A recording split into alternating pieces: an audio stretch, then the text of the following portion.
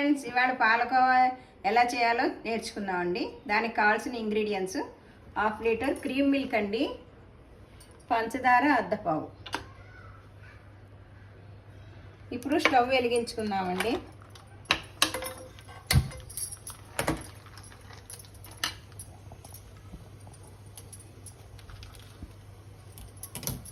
ఈ మిల్క్ అంతా పోసేయాలి.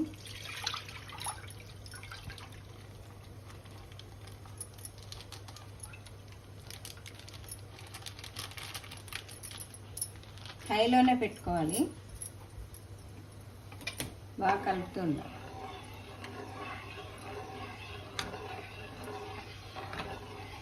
బాగా కలవాలి, హైలోనే పెట్టుకోవాలి, కలుపుతూ ఉండాలి. ఈ 1/2 లీటరు 1/4 లీటర్ దాకా అయ్యేదాకా కలపాలి. కొంతమంది పాలపొడి వేస్తారు, నేను పాలపొడి వేయకుండా డైరెక్ట్ చెప్తున్నాను. క్రీమ్ మిల్క్ తీసుకుంటే త్వరగానే అయిపోతుంది, కాకపోతే కొంచెం లేట్ అవుతుంది పాలపిండి దానికంటే.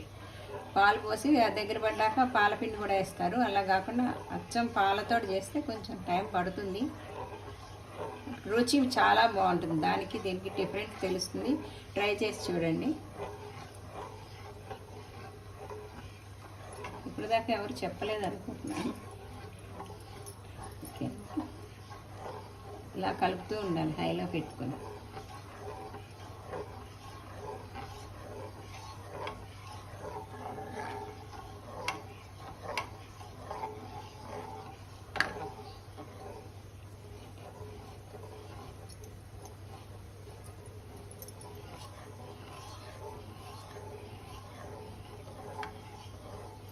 ఇప్పుడు షుగర్ వేసుకోవాలండి. పంచదార అర్ధపావు. ఇది బాగా కలుపుతూ ఉండాలి. పంచదార వేసింది బాగా కరిగి దగ్గరికి వస్తూ ఉంటుంది. ఇంకా అలా పెట్టేసి వెళ్ళకూడదు, అలా కలుపుతూనే ఉండాలి. బాగా దగ్గర పడుతూ ఉంటుందండి. పంచదార కరిగిపోయాక దగ్గర పడుతుంది. అలా కలుపుతూ ఉండాలి బాగా.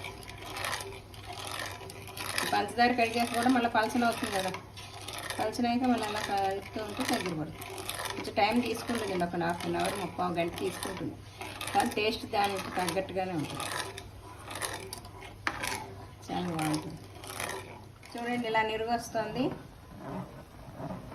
ఇలా నిరుగు వచ్చి ఇక పక్కల్ని ఇలా అంటుకుంటూ ఉంటుంది, వదులుతూ ఉంటుంది కోవా. ఇలా కలుపుకుంటూ ఉండాలి, లేకపోతే అలా అంటుకుని పాడిపోతుంది. కలర్ చేంజ్ అవుతూ ఉంటుంది. ఇలా కలుపుతూ ఉండాలి. దగ్గరికి వస్తుంది, చూసారు కదా. ఇంకొక 10 నిమిషాల్లో బాగా దగ్గరికి వచ్చేస్తుంది. దాన్ని బాగా కలుపుకొని కోవా బిళ్ళల కింద చేసుకోవాలి. దీనికి 25-30 బిళ్ళలు అవుతాయండి, చిన్న సైజు, మనం చేసుకునే దాన్ని బట్టి. ఇది అయిపోతుందండి, అయిపోయింది, దగ్గరికి వచ్చేసింది. తీసేసుకోవాలి. ఇలా స్టవ్ ఆర్పేసి ఇది ఒక ప్లేట్లోకి తీసేసుకోవాలి. కొంచెం ఈ వేడి మీద చేస్తే కేర్ఫుల్గా ఉండాలండి, వేడి అంటుకుంటుంది. కొంచెం చల్లారాక బిళ్ళల కింద చేసుకోవాలి. ఇదిగోండి, ఇదంతా తీసేసుకోవాలి బాగా. ఇంకా ఉంటే పొడం కింద అయిపోతుంది. ఈ మాత్రం ఉండగానే తీసేసుకోవాలి. కొంచెం చల్లారాక గోరువెచ్చగా అయినాక కట్టేసుకోవాలి, లేకపోతే బిగుసుకుపోతుంది. ఇప్పుడు కొంచెం చల్లారడానికి ఇట్లా అనుకున్నాం అనుకోండి, ఒక గ్లాస్ తీసుకొని ఇలాగ పల్లంగా ఉన్నది ఇట్లా అనేస్తుంటే బాగా తెల్లగా బ్రౌనిష్గా వస్తుంది కదా, బయట కొన్నది అలాగే వచ్చింది, చూసారా. ఇట్లా అనేసుకోవాలి. త్వరగా చల్లారుతుంది, మెత్తగా కూడా వస్తుంది అన్నమాట. నాకు గరుగ్గా రాకుండా బాగా వస్తుంది.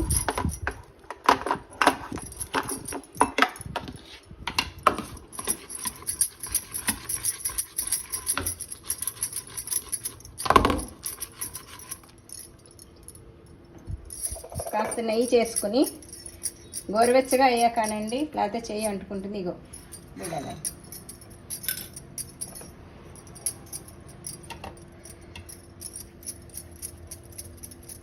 ఈ 25-30 బిళ్ళలు అవుతాయండి. చాలా బాగుంటుంది. పాలపిండి కలపకుండా అచ్చంగా పాలతో చేసుకుంటే పిల్లలు ఇష్టంగా తింటారు, పెద్దవాళ్ళు కూడా బాగుంటుంది. ఇలా బాగా చల్లారిపోయాక చేస్తే బిగుసుకుపోయి పొడం కింద వస్తుంది, బిళ్ళ రాదు సరిగ్గా. ఈ సైజ్ చేసుకోవచ్చండి, కావాలంటే పెద్దది చేసుకోవచ్చు. ఇది కరెక్ట్గా షుగర్ సరిపోయేది చెప్పాను. ఈ కొంతతో చేసుకుంటే మీకు ఈజీగా వస్తుంది. ఇలా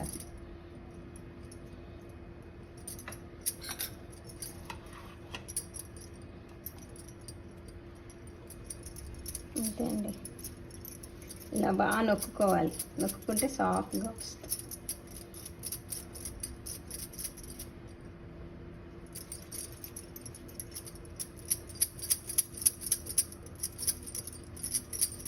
రెండు చేతుల మధ్య పెట్టుకొని నొక్కుతూ ఉంటే బాగుంది.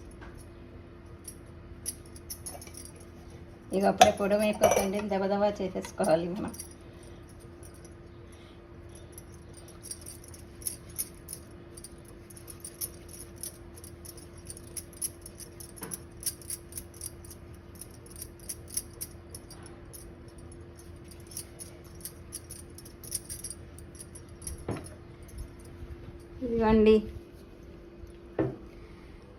ఇదిగోండి కోవా బిళ్ళలు.